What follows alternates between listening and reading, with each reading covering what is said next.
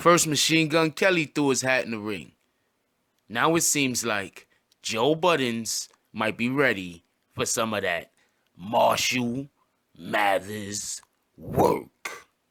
Me and the Notification Gang would like to invite everybody to come join us Monday through Thursday, 9:20 to 10 o'clock for Morning Coffee, where we discuss the events of the prior day and also just talk mess about stuff. See you then.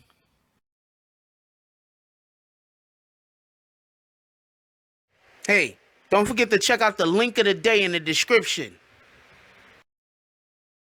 BBN, Jack Frost. What's up, party people?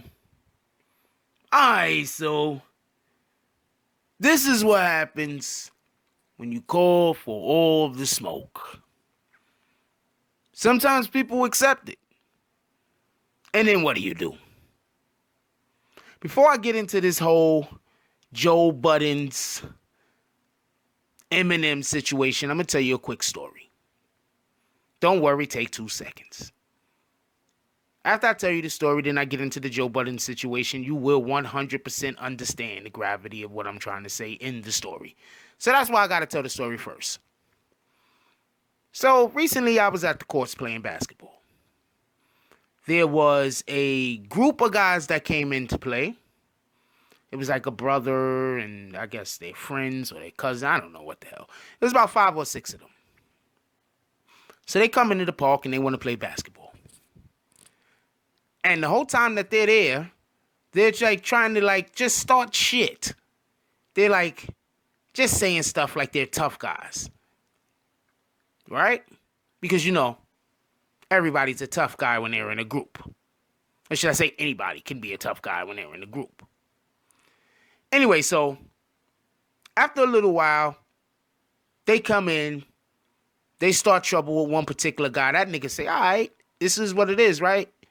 Y'all got me outnumbered. It is what it is. Nigga pick up his phone. He call his people. After that game finishes, all of them except for one of them niggas immediately get their shit together and leave. Why? Because these niggas was not really tough guys in the first place. The one guy that stays, another nigga call him out. That nigga shuts the fuck up. So now let me get into the story. So now you have Joe Buddens, right? And for everybody that knows, they had the Eminem song. And on the Eminem song, on one of the Eminem songs, I believe it was, I forget if it was Fall or Lucky You. He mentions Joe Buddens. And when he mentions Joe Buddens, he talk about, you know, he throws a shot at him. We don't need to know what the shot is about. It's basically about domestic violence, based saying something about the last time Joe Buddens got a hit is when he hit his woman. Yeah, that's exactly what it was about. So, Joe Buddens is on Joe Budden's podcast. And that's when Joe Budden says this.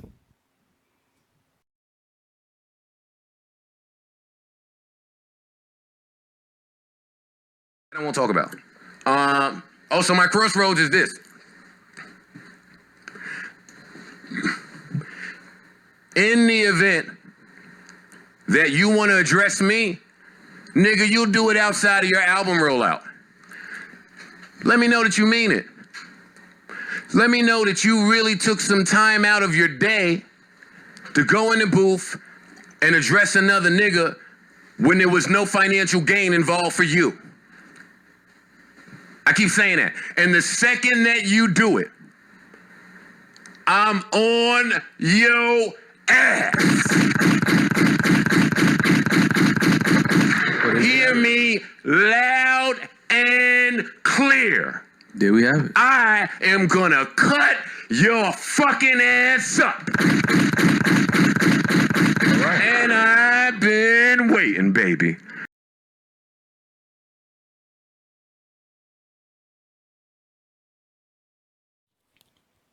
So there you go. You heard it. Joe Buddens is taking this mighty seriously, and I don't think people really understand. Once again, link will be in the description to the Joe Buddens podcast from the other day that I got this from. It's about an hour and so long. It's worth it. Now, I'm going to break down a couple of things real quick. one of the things that Joe Buddens is saying, well, first of all, as far as we know, or as long as we know, hip-hop battles often deal with being able to know the intricacies of another individual and then being able to expose them, and sometimes expose them in humorous manners, or depending on how serious the situation might be, just showing that somebody's a douchebag and explaining they're not this person is not who you think they are. And before anybody says, well, what could Joe say about Eminem? Remember, Eminem had a group. Remember that? Guess who was in that group that Eminem had? You got it. Joe Buddens. Joe Buddens made a couple of points when he was talking about his slaughterhouse days. One of the points that he made is that Eminem didn't help the product. That, yes, we were there, but we weren't there to be our own entities. We were there to inspire the greatness of Eminem. And then you think about what he just said. Like, honestly, just think about that for a moment. Think about the Eminem albums that weren't that good. Then think about the Eminem albums that were good. Think about why they were good. And think about the individuals that he had around him at that time. When Eminem was in the company of D12, who, by the way, their projects did well. I never understood why they didn't come out with more projects. D12 projects did well. For everybody that don't know, their shit did not flop. D12, remember Purple Pill? I think that was the name of it. D12 albums did well. And when he was with D12, he did talk a lot about drugs. Did he not? When he was with D12, he did make a lot of music that wasn't very serious. That was more joking around and clowning around type of music, right? Eminem needs someone or a group or people to be able to get motivation from. He's a great rhymer, as Joe put it, but I'll get into that in 2 seconds. But he needs motivation. And Joe basically said that Slaughterhouse was his motivation. That the longer that Joe was there, he realized that Eminem didn't have them, or should I say, he wasn't having them make music so that their careers can take off. He had them making music so he could then listen to the music and be inspired by the music so he could make his own music. Just so we could get an understanding of that. That's like, just so we could get an understanding of this. That's like, I don't know how many of you have ever rapped before, but that's like, I use something else other than rap, just so we could be clear. That's like when Allen Iverson came out, and you had a lot of people trying to bite his crossover. You had a lot of people that was able to do his crossover really well because they were high caliber athletes. Not necessarily as good as Allen Iverson, but well. Then you had other individuals who could just not do the crossover, but just attempt the crossover. Why? Because Allen Iverson inspired both of these types of individuals. And the individuals that had high level athleticism were able to pull it off much better than the individuals who didn't. Think of Eminem as an athlete with a very, very, very high level of athleticism. And he's not just taking an Allen Iverson crossover, but he's taking an Allen Iverson crossover, a Jordan fadeaway, a Kareem hook shot. So he needs these guys around in order to motivate him. I'm not saying copy. I'm saying motivate. You understand? It's like Kobe. They got this story about Kobe, right?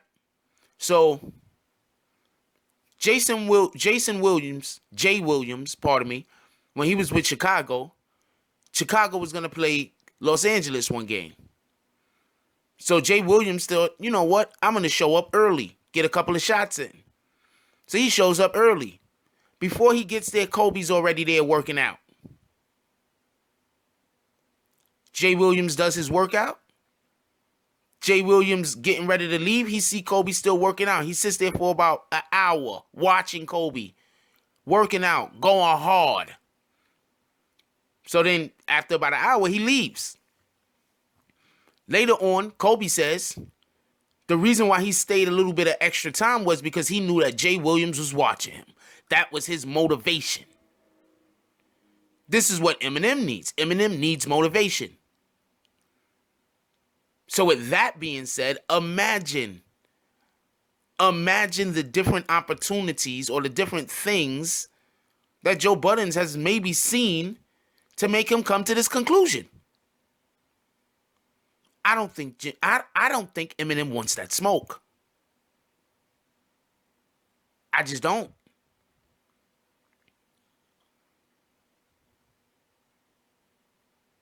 Joe Buddens made a point to say Eminem went at Jay-Z. Eminem did go at Jay-Z. The fuck is he doing? Joe Buddens made a point to say, look, you can't go at Jay. Jay has a habit of talking about all the niggas he made rich. Not all of the people who are doing well because of him, but all of the people that he's made rich. Did anybody see Bizarre lately? Does it look like Bizarre is doing well? Does it look like he's doing well? And Bizarre was one of the more notable members of D12. On top of that, I'm not saying that he was one of the better lyricists. I'm saying that he had one of the better shticks that people was able to easily associate him and pick him out of the group and know who he was. He doesn't look like he's doing so well. I mean, you can name D12 members that are doing just fine. Royce the 5'9", he wasn't part of D12, but he's doing just fine. He was part of Slaughterhouse. He's doing just fine, but Royce is a hustler. He's going to be doing good either way. Royce ain't going to wait for him to help him make that bag. Royce is going to go get that bag himself, so that don't even count. Check out that podcast. Link is in the description. So how Eminem even mentioning Jay-Z? Eminem shouldn't be mentioning Jay-Z in no other way but reverence. You're not on the Jay-Z level. And we're talking about as men right now. We're not even talking about as in hip-hop. Because if you my boy, right? And we doing shit together, right? When I get a bag, you get a bag. Right? So M got all of his boys with him, but he going to get the bag, and they not getting the bag? Think about that. Think about that, all y'all Eminem fans. Think about that. I'm not trying to say you shouldn't be an Eminem fan. Talent is talent. I like the talent of artists and athletes and don't necessarily like the artist or athlete as a person. Talent is talent. But think about that. One last story. So I know this guy, right? And he owns a small business, right? And he got like a lot of brothers, and at times he might have one of his brothers or two of his brothers working for him, right? But you want to know what this dude does? He'll let his brothers work for him. But when it's time to make that bag, when it's time for people to get that money in order to be able to support their family, when it's time for people to get that money in order to be able to set themselves up so they could do better, he'll never go get his brothers. He go get some random mofo that he just met like last week. You understand? This is crab-like mentality. So he's not just saying that Eminem don't help his artists, which he is saying, but he's also saying when given the opportunity, even when there's a position out there to be gotten, Eminem doesn't give it to the people who's been working for it. I'm pretty sure that Joe got that smoke for him. Now, the last thing I'm going to say is this. Joe made it pretty clear. Look, Em, I'm better than you. Not as a rhymer. You got to listen to the whole interview, y'all. He said Eminem is the greatest rhymer of words on the planet, and I agree with him. Because I marvel at the way that this man puts together words, phrases, and sentences to cause continuity that creates a rhyme scheme. I marvel at this. There might not be, I don't think I've ever heard anyone better. Seriously. I don't think I've heard anyone better at rhyming of words. The problem is with Eminem, it's when he has to add substance to these phrases and these words and these rhymes. That's the problem. That's the issue. And that's where he is subject to taking the L in a loss, in a battle, pardon me. Think about who he's went after that was a great rhymers. Cannabis. He's a great rhymer. But there's really no substance behind a good deal of what Cannabis says. He's just a great rhymer. And an aggressive rhymer. But all of his shit is hot milk skin thick. No, the milk on warm, the skin on warm milk, like when you warm milk up, there's that little tiny skin. It's about how thick the substance of Cannabis words are usually. Not very thick. Not very dense. He lost to LL, and he was obviously the better rapper. But people believe he lost to LL. I think he got the W. But that's neither here nor there. So first, Eminem got to respond to Machine Gun Kelly. I mean, at this point, he has to. If he doesn't respond to Machine Gun Kelly, that's an L. And because of the way that Joe just spoke about him, if he doesn't go respond to Joe, but he responds to Machine Gun Kelly, that's an L. Anyway, let me know what y'all guys think about this. Seriously. And the main thing I want to know is, if he responds to Machine Gun Kelly, does he then have to respond to Joe? Because Machine Gun Kelly made a rap, don't get it wrong. But Joe ethered him. Look at that interview. It's in the link is in the description. Joe ethered him. But Machine Gun Kelly did make the rap. But Joe, I think Joe won it. I think Joe want all the smoke. I think Joe wants to embarrass Eminem, and I think that he might think he can. I don't know if he can, but I think that he might think that he can. That's good enough for me. Anyway, like, comment, subscribe, join the notification gang. Hashtag Bronx Bombers. Let's get it. I love y'all. Take care of each other. Hug the kids for me. I haven't forgotten about you. And that's all I got on this one. I'm out. If you like this video, please hit the like and subscribe button. If you would like to help dictate the direction that this channel takes, please leave a comment. All comments are appreciated, whether positive or negative. Thank you very much and enjoy your day. And remember, positive thoughts cause for positive things to happen. Let's get it.